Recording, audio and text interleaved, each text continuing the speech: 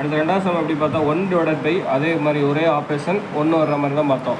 இன்றைக்கி வேறு ஆப்ரேஷன் வேறு நம்பர்ஸ் வர்ற மாதிரி, அதாவது நம்ம கொடுத்துருக்க நம்பரை எப்போதும் போல் தலைகீழியாக போட்டுக்கணும். அப்புறம் 4 இன்ட்டு இங்கே 3 இருக்கிறதுனால 3, அடுத்து ப்ளஸ்ஸு இந்த 1 அப்படியே போட்டுக்கணும். நாமளாக 12 + 1 13. அடுத்து இங்கே 1 இருக்கா, அப்போது 13 × 1, இந்த மைனஸ் சிம்பிள் இருக்கிறதுனால மைனஸ் இந்த 4. அப்போது 13ல் 4 போனால் எவ்வளவு? 9. அப்புறம் இங்கே 2 இருக்குது, அப்போது 9 × 2, அடுத்து மைனஸ் சிம்பிள் இருக்கிறதுனால மைனஸு, அடுத்து இந்த 13. அப்போ 18ல் 13 போனால் 5.